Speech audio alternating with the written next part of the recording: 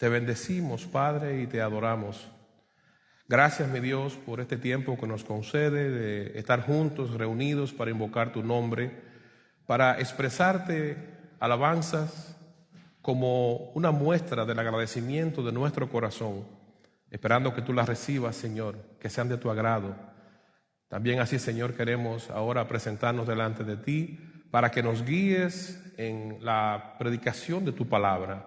De mi parte, Señor, que tú guíes tu siervo, que pueda ser fiel a exponerla como tú la inspiraste, y a cada uno de los corazones de mis hermanos y de los amigos que han de escucharla, que tú los prepares, Señor, y los ayude a discernirla para la gloria de tu nombre y la bendición de sus vidas. Te lo pido por Jesucristo, tu Hijo amado. Amén. Amén. Pueden sentarse.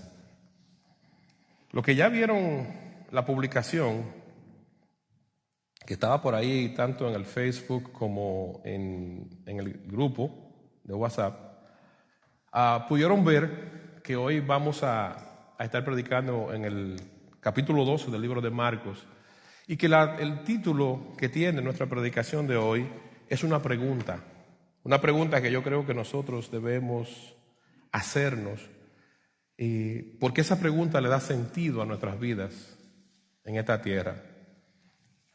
¿Se ha preguntado usted alguna vez si usted ama a Dios como Él lo pide en su palabra, con toda su mente, con toda su alma, con todo su corazón? ¿Se ha hecho esa pregunta? El amar a Dios como Él lo pide en su palabra tiene beneficios, porque por algo lo pide de esa manera.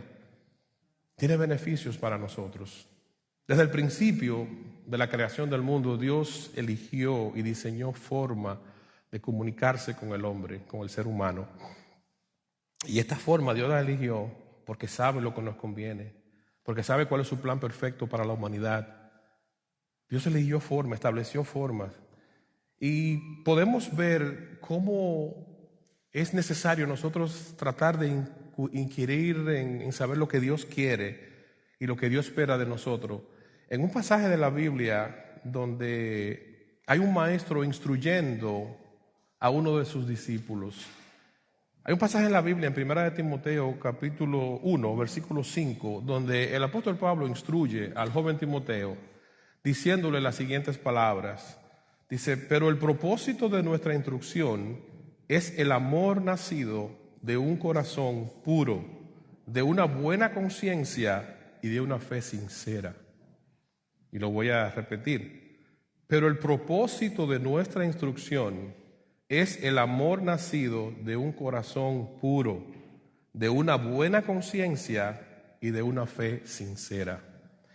3 elementos en este pasaje bíblico que debemos reflexionar, el por qué debemos nosotros escuchar a Dios, tratar de inquirir en lo que Dios quiere. Porque nosotros vivimos en esta tierra y debemos nosotros analizar cuál es el sentido de estar aquí. ¿Qué sentido tiene que yo en esta tierra? ¿Qué sentido tiene que yo esté vivo? ¿Para qué vivo? Muchas personas, obviamente, que no conocen a Dios, tienen diferentes motivaciones para estar vivos. Otros ni siquiera lo piensan.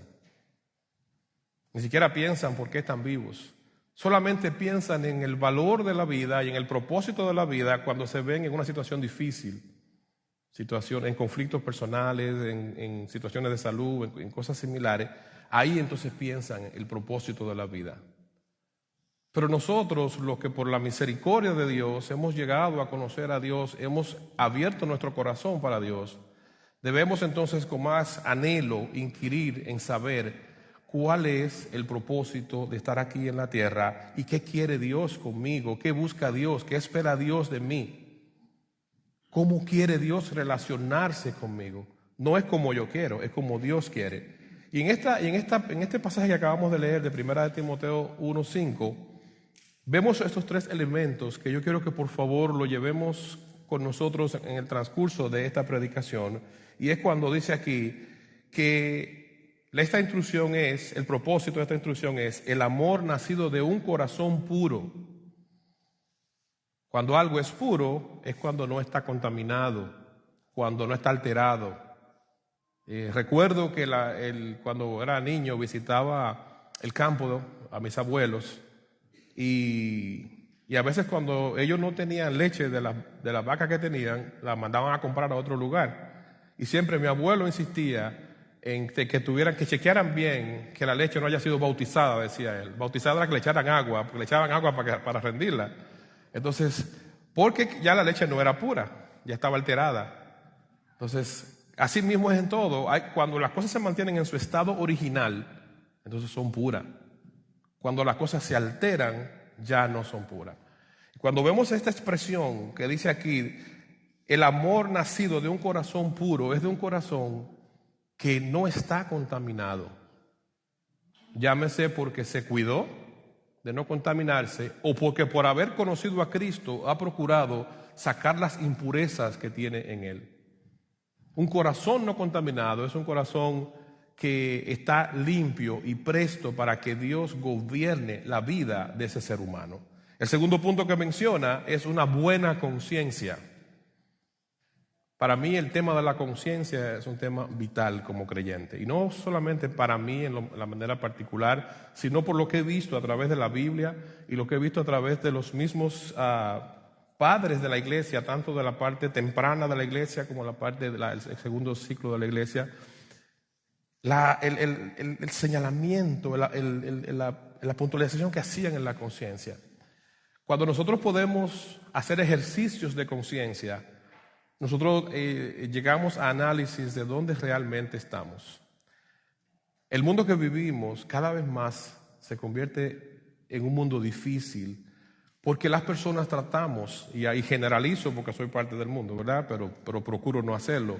Tratamos de hacer juegos mentales. Muchas veces usted sabe cuál es la realidad de lo que usted está viviendo y usted trata de engañarse a usted mismo para hacerse creer que no es así. Trata de justificar lo que está pensando, haciendo o deseando para disimular de que no es así. Entonces la Biblia hace un énfasis en la conciencia. Por eso los historiadores, los padres de la iglesia también hicieron un análisis y un énfasis en la conciencia. Por eso el escritor aquí de Primera de Timoteo, el apóstol Pablo, hace este análisis y este énfasis también en la conciencia. Primero en el corazón y después en la conciencia. De una buena conciencia, porque eso, un corazón puro y una buena conciencia nos va a guiar a una fe sincera. Nos va a guiar a ejercitar una fe en Jesucristo de manera sincera. Donde la motivación que yo tengo para buscar de Dios es una motivación correcta, es una motivación genuina. Donde yo no me acerco a Dios solamente por lo que me puede dar, o no me acerco al pueblo de Dios, a la iglesia, por ningún motivo inadecuado, sino que me acerco a Dios y me acerco al pueblo de Dios con una fe sincera.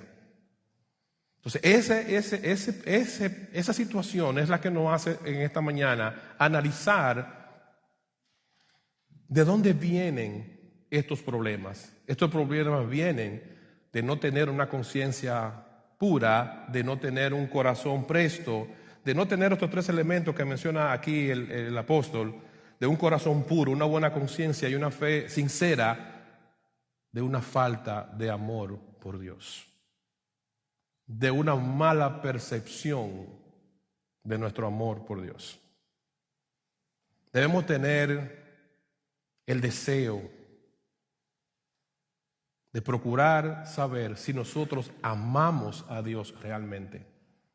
Si realmente lo que yo hago, si vivo, lo que hago en la iglesia, lo que hago en mi trabajo, lo que hago con mi familia, lo que hago donde quiera que me muevo, lo hago porque amo a Dios o lo hago por alguna otra motivación. Y eso es lo que mueve al Señor a dar estos detalles en este capítulo 12 de Marcos, que también lo mencionan otros evangelistas como Mateo, pero vamos a hacerlo hoy, esta meditación, en el capítulo 12 de Marcos. Porque este problema lo podemos ver como un problema con un porcentaje elevado de personas que viven sin saber realmente si aman a Dios. Otros viven sin ni siquiera haberse hecho esta pregunta en su vida. Hay personas que nunca se han preguntado si aman a Dios o no, nunca. Hay personas que eso no ha pasado nunca por su cabeza. Y por esto desarrollan ideas, percepciones equivocadas de lo que se entiende como amar a Dios. Muchas veces no llegan a una conclusión correcta de si lo aman o si lo están amando realmente. Entonces, al enviar a Jesucristo al mundo, Dios dio a conocer esa forma de cómo Él quiere que nos acerquemos a Él, de una manera personal. Y nos dio una pauta. Dice el libro de Juan, en su capítulo 14, versículo 9, el Señor Jesucristo, definiéndose a Él mismo, dice: el que me ha visto a mí, ha visto al Padre. O sea, cuando el Señor manda a Cristo a la tierra, el Cristo que los evangélicos predicamos, el Cristo que la fe cristiana predica, el cual decimos que ofrece salvación para el que se pierde, lo envía como una muestra de amor y como una forma de que aquí en la tierra nosotros, que no podemos ver a ese Dios santo y que es un ser espiritual, pudiéramos ver a Dios a través de Jesucristo.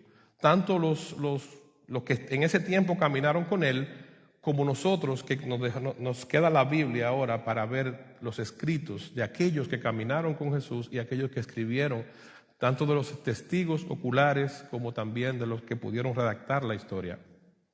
Entonces Dios, en esa muestra de amor, envió a Jesucristo para con nosotros. Nosotros los creyentes debemos tener plena conciencia de qué fue lo que Dios hizo al enviar a Jesucristo. ¿Cuál fue el precio que Cristo pagó para poder entonces vivir en consecuencia para poder entonces analizar nuestras vidas de la manera que lo estamos haciendo en esta mañana, para poder nosotros pensar si realmente estoy viviendo una vida con un propósito correcto y con un enfoque correcto, de acuerdo a lo que la Biblia enseña, porque puede ser correcto también de acuerdo a mis puntos de vista.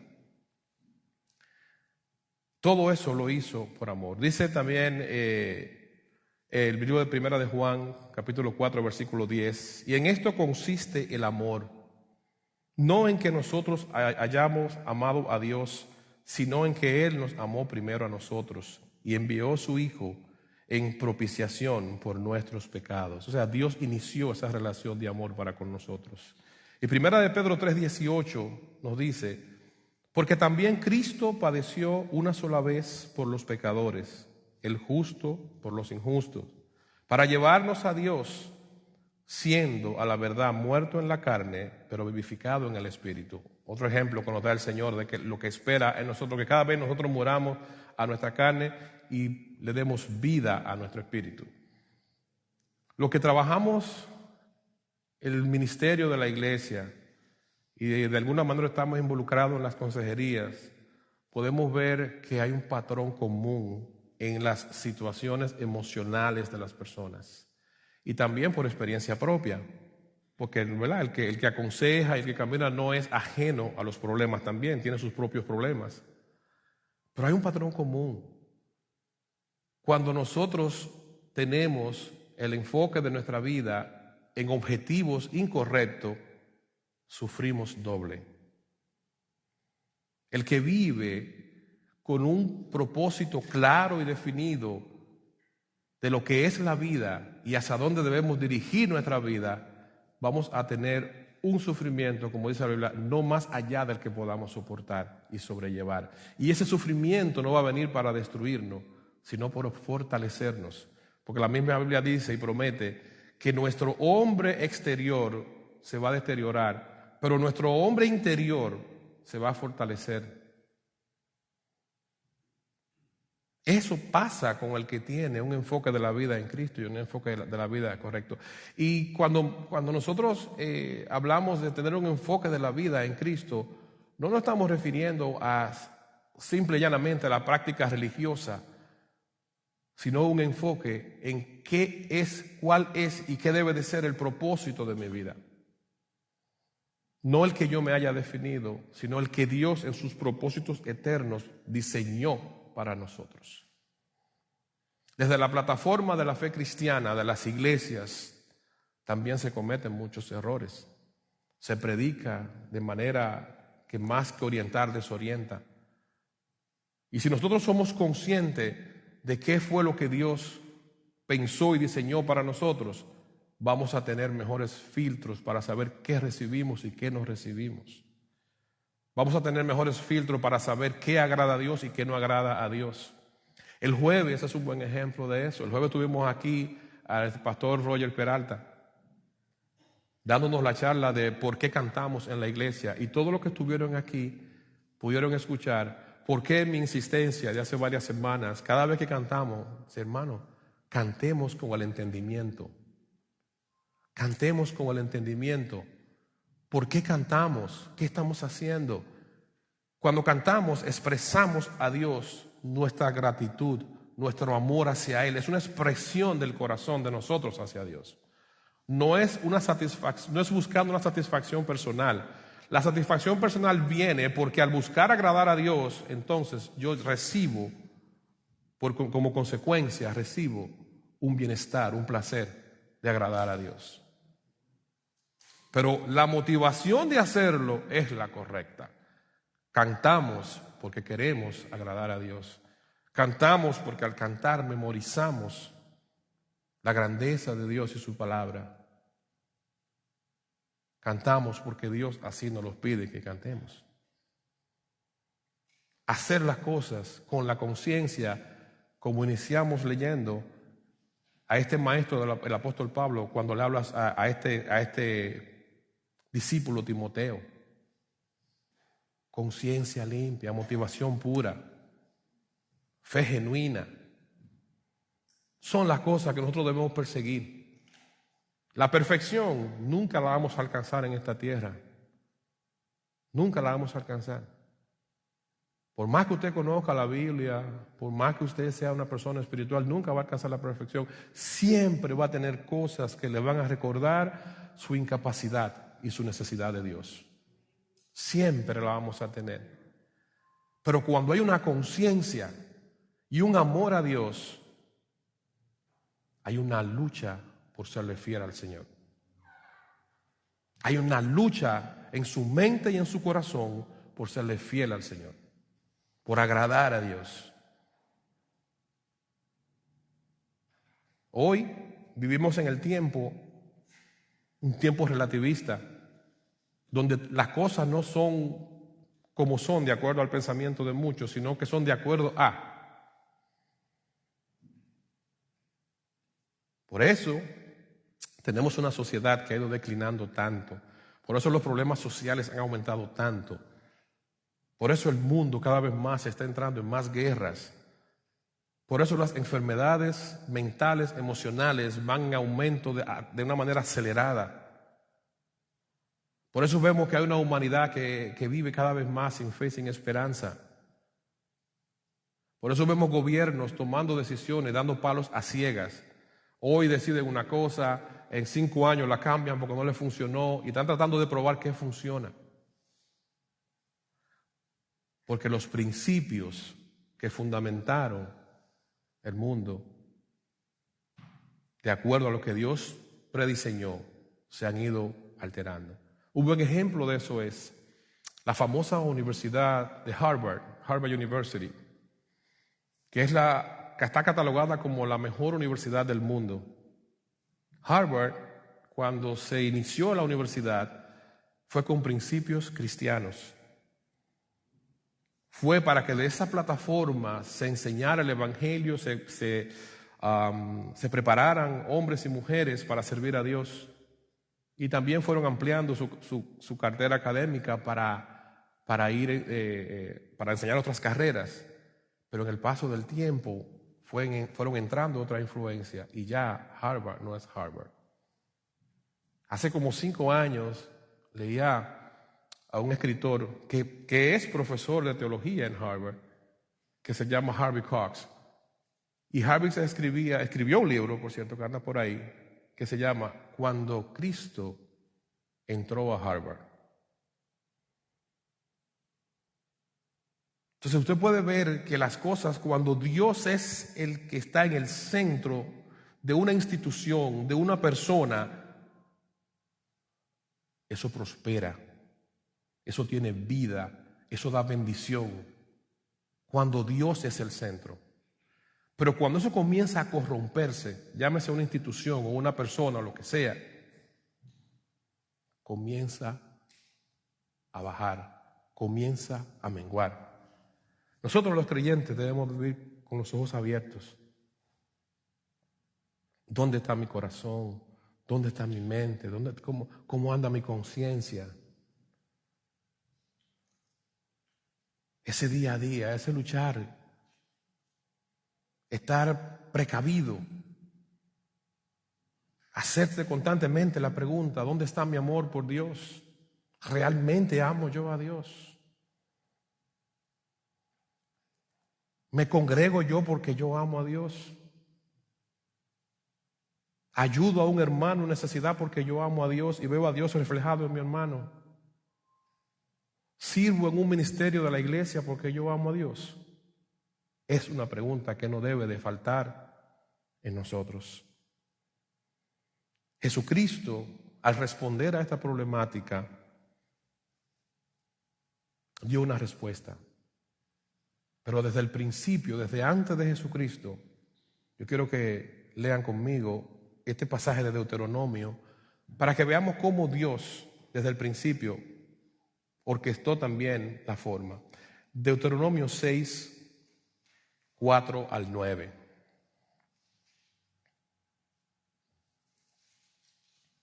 Deuteronomio 6, 4 al 9. Aquí hay una instrucción que Dios está dando a través de Moisés, quien fue el hombre elegido para dirigir al pueblo de Dios. Dice así, Deuteronomio 6, 4 en adelante: Oye, Israel, Jehová tu Dios, Jehová uno es. Y amarás a Jehová tu Dios de todo tu corazón, de toda tu alma y con todas tus fuerzas.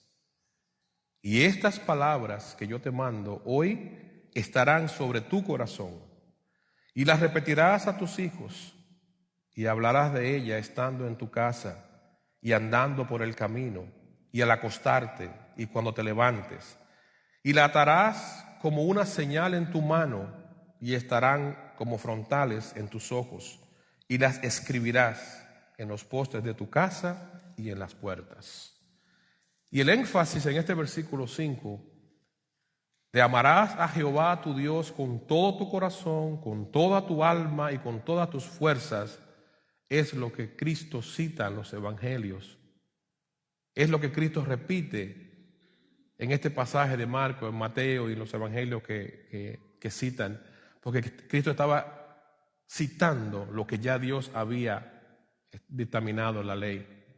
Cristo estaba citando lo que ya Dios había dicho desde el principio.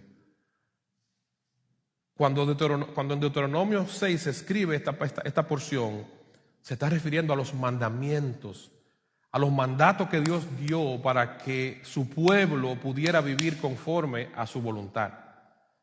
Se está refiriendo a esos mandatos.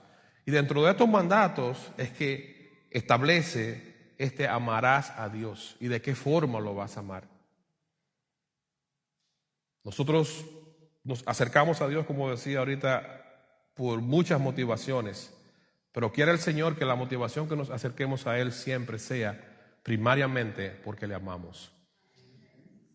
Que yo lleve mis dolencias, mis preocupaciones, mis inquietudes, porque es mi Dios, porque es mi Señor, pero porque la lleve porque me siento amado y cuidado por Él. No porque simplemente le busque para que me sirva y para que me cuide y para que me dé, sino porque yo sé que Él me ama y Él sabe que yo le amo, Él cuida de mí, como cantábamos en la alabanza anterior. Y por ese cuidado que Dios tiene de nosotros, debemos acercarnos a Él, por ese amor mutuo, debemos acercarnos a Él con esa confianza. En el Nuevo Testamento, cuando el Señor Jesucristo trata este tema, lo trata por una pregunta que le hacen. Y quiero que vayan conmigo ahora al pasaje de Marcos, capítulo 12, versículos 28 al 34. Y veamos cómo el Señor respondió a esta pregunta y a esta problemática del amor que debemos tenerle a Dios. Dice Marcos capítulo 12, versículo 28 al 34, acercándose uno de los escribas que los había oído disputar a Jesús y a los discípulos y al grupo que estaba ahí, y sabía que les había respondido bien, le preguntó a Jesús, ¿cuál es el primer mandamiento de todos? Un escriba, una persona que conocía muy bien los escritos del Antiguo Testamento, los escritos de la ley, que conocía, que eran personas que se dedicaban a eso, eran los que redactaban lo que se conoce hoy como el Antiguo Testamento. Estas personas conocían perfectamente qué era lo que decía la Biblia en los libros del Antiguo Testamento. Y le pregunta a Jesús, una pregunta capciosa, ¿verdad? Le dice que cuál es el primero de los mandamientos. ¿Cuál es el primer mandamiento de todos?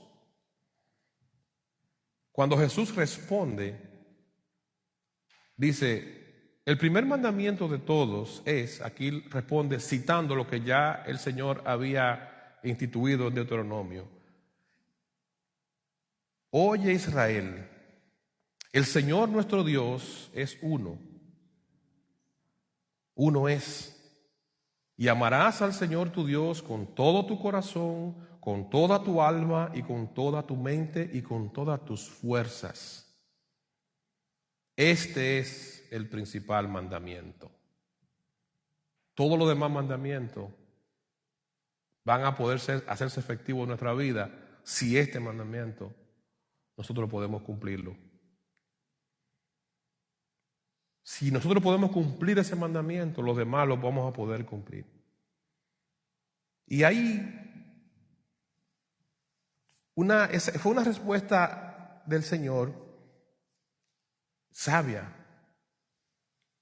Porque el escenario que se da allí es un escenario que hoy nos sirve a nosotros para poder analizar esta voluntad de Dios y para poder discernir qué camino debemos caminar.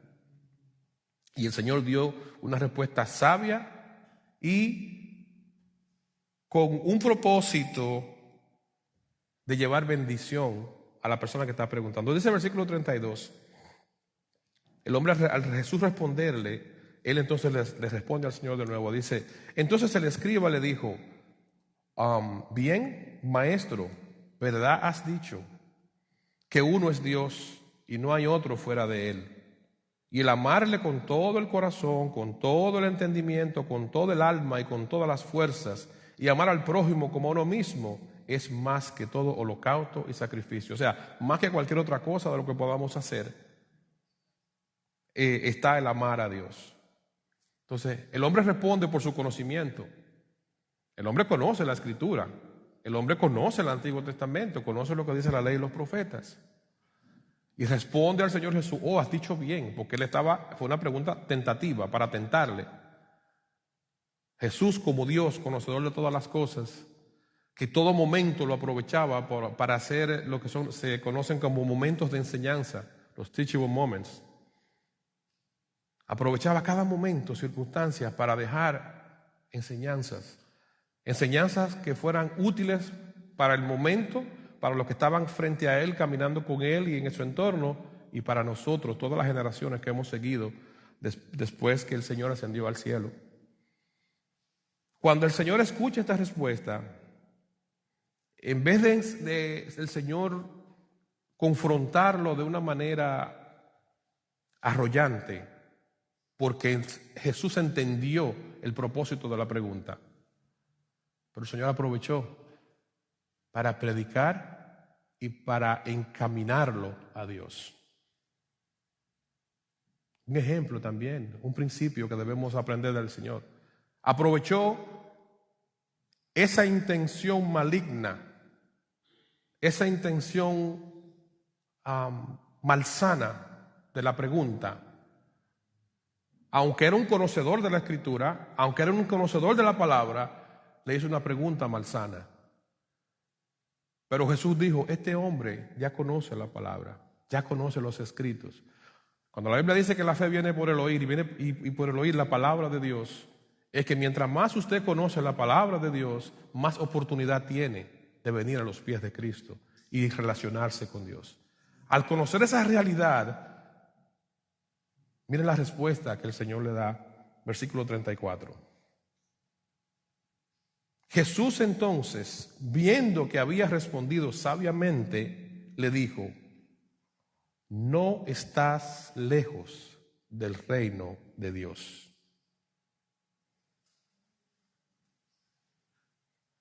Sabe las Escrituras, las puedes citar, conoces la Biblia, la puedes citar, puedes predicarla, puedes hacer exhibición de tu conocimiento bíblico, puedes hacer exhibición de tu conocimiento de la vida de la iglesia, y es posible que lo que estés sea cerca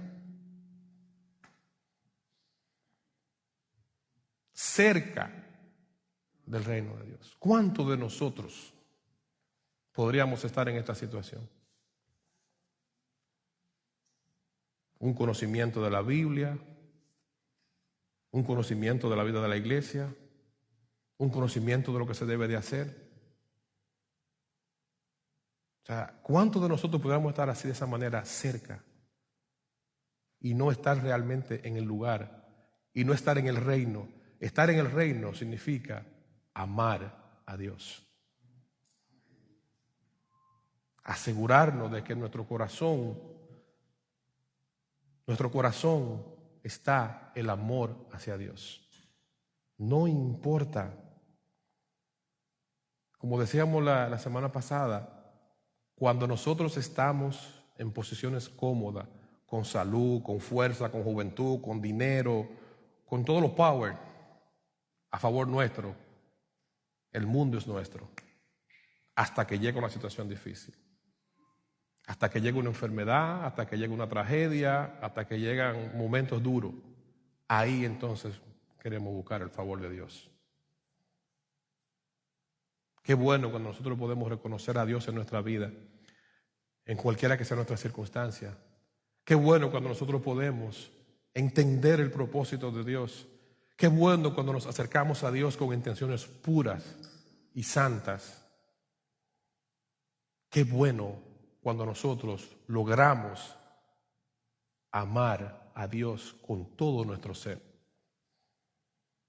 Los mayores beneficiados somos nosotros. Dios no nos necesita a nosotros.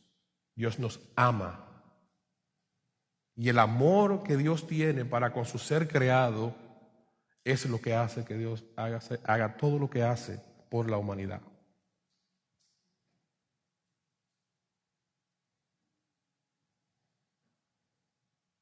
Nosotros debemos meditar en el día de hoy a través de lo que nos enseña este capítulo 28 de Marcos, capítulo 12 de Marcos. Debemos meditar si estamos nosotros viviendo, sintiéndonos amados por Dios. Y si estamos viviendo conforme a ese amor.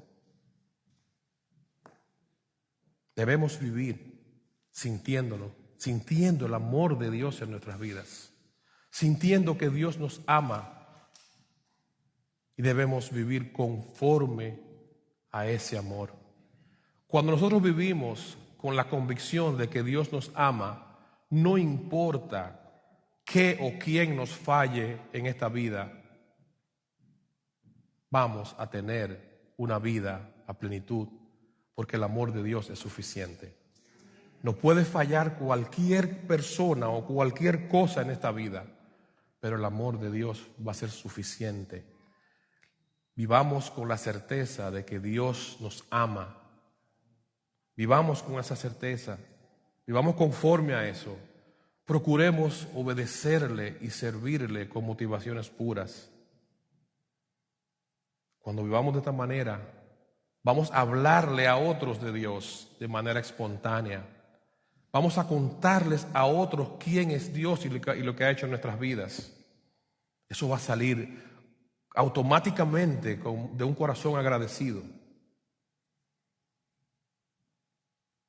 Y en conclusión, vamos a tener una comunión plena con Dios, y vamos a estar dispuestos a sufrir por su causa. Que Dios nos ayude en el día de hoy, que Dios abra nuestro entendimiento y nos conceda vivir entendiendo su amor y procurando amarle como Él lo estableció en su palabra. Vamos a orar. Padre, gracias una vez más te damos en la mañana de hoy por esta tu palabra que nos guía a toda verdad.